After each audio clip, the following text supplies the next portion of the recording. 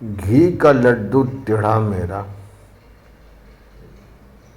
अज्ञान का कोई जात धर्म नहीं होता है। एक बंदा है, उसके नर्मदेश्वर माँ के विषय में सत्य घटना बता रहा है। शुरू से ही बता रहा है, ठीक है। मार्कंडेय ऋषि जी थे जिन्होंने यह माता नर्मदा का परिक्रमा उठाया था।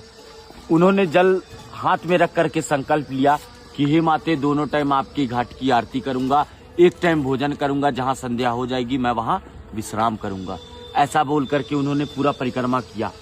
3 साल 3 महीना 13 दिन लगाए उन्होंने अपने परिक्रमा में। जगह जगह उनकी तपस्थली बनी।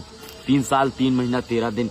तभी मार्कंडेय ऋषि जी ने ऐसा कहा कि मैं मार्कंडेय ऋषि माता नर्मदा का परिक्रमा सबसे पहले कर चुका हूँ। जब उनको सबसे पहले करने का अहंकार हुआ तो मैया का नाम है नर्मदा। नर्मदे हर। नर का मतलब होता है एक मनुष्य, मत का मतलब उसका अहंकार, और हर का मतलब हरने वाली। नर के मद को हरने वाली। मार्कंडेय ऋषि जी का अहंकार टूटा। मार्कंडेय ऋषि जी खंडित हुए। जब उनको ये प्रतीत हुआ कि अब माता नर्मदा का परिक्रमा तो कोई नहीं कर पाएगा, इसके कारण उनको वो दूसरी बार कोशिश किए। जल लिया हाथ में और बोला, हे मैया, दोनों टाइम आपके घाट की आरती करूंगा, एक टाइम भोजन करूंगा, और जो मुझसे इतनी बड़ी भूल हुई, इतनी बड़ी गलती हुई, मेरा जो अहंकार था, उसके प्रायश्चित के लिए आपके दोनों तटों में हजारों नदी नालों का संगम है। मैं किसी भी नदी नालों को नहीं छोड़ूंगा। उन्होंने सभी का परिक्रमा किया, किसी नदी नालों को नहीं छोड़ा। 27 वर्ष लगे थे उनकी परिक्रमा में, 27 वर्ष।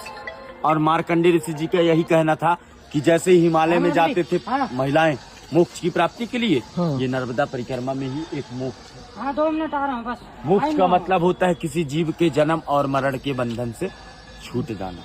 ये मोक्ष का अर्थ है, इसीलिए परिक्रमा करते हैं। बोलिए नर्मदे हर। एक मिनट सुनिएगा। ये मैया जो है अमरकंठ पे जन्म ली है, शिव के कंठ से उत्पन्न हुई थी। वो रेवा कुंड स्थान है। वहां से मैया गुप्त रोड यहाँ आती थी। कहाँ? माइकी बगीचा पे। पूरे 12 वर्ष तक बचपना बीता है यहाँ पर। उनकी 5 सखियां थी, जोहिला, गुलबकौली, मालिनी, मलनिया और कपिला। 5 सखियों के साथ बचपना बिताने के बाद मैया का शादी तय हुआ। सोन जी महाराज, दंत कथा के अनुसार से ब्रह्मा जी के मानस पुत्र हैं सोन, और नर्मदा मैया शिव जी की पुत्री।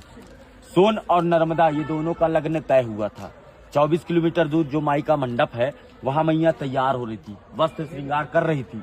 तभी मैया ने अपनी सखी जोहिला को कहा कि तुम बाहर देख कर आओ, बारात आया कि नहीं आया। तो जोहिला ने कहा, माते मेरे वस्त्र गंदे हैं, इस वस्त्र में मैं बाहर नहीं जाना चाहती।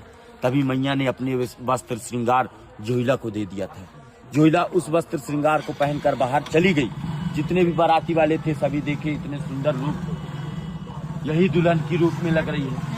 उसे मंडप पर बैठाल दिया गया। जोहिला भी जानबूझ करके बैठ गई, और जो है छल कपट करते हुए वो बैठी। सोन जी महाराज जाने अनजाने में बैठ गए। दोनों की शादी लग्न करा दिया गया। मैया तभी से कुंवारी कन्या के नाम से मानी गई। माता जी का शादी लग्न नहीं हो सका। मैया एक कन्या से जलधारा के रूप में पंडित होने का भी निर्णय ले ली। और जब वो जलधारा बनती है तो अमरकंठ पे माता जी का मस्तक है, नाभि कुंड पे, नेवावर पे नाभि कुंड है, और चरण समुद्र में है। इस नदी का परिक्रमा आप इसलिए एक ही नदी का परिक्रमा किया जाता है, नर्मदा नदी, जो कि गंगा, जमुना, सरस्वती, माँ ताप्ती सभी से सर्वश्रेष्ठ है। जैसे गंगा की स्नान मात्र से, जमुना के जल आचमन से, सरस्वती के जल छींटे से जो प्राप्ति मिलती है, माता जी को मात्र आंखों से देख लीजिए, दर्शन कर लीजिए, तो दर्शन से वो प्राप्ति मिल जाती है। बोलिए नर्मदे नर्मदे। आप यही रास्ता है ना दादा? नर्मदे हर बाबा, नर्मदे हर। बढ़िया, आपको अच्छा लगा? बहुत बहुत। बाबाजींनी आपल्याला ऐसा दीजिएगा कि हम देख लीजिए। नर्मदे नर्मदे हर। बाबाजींनी आपल्याला खूप छान माहिती दिली, जी आपल्याला माहित सुद्धा नव्हती। तर सगळ्यांनी एकदा म्हणूया नर्मदे हर हर। हर। जय हो मैया, आपका अच्छे से पार लगे, घर द्वार में कभी परेशानी ना आए। नर्मदे हर। नर्मदे।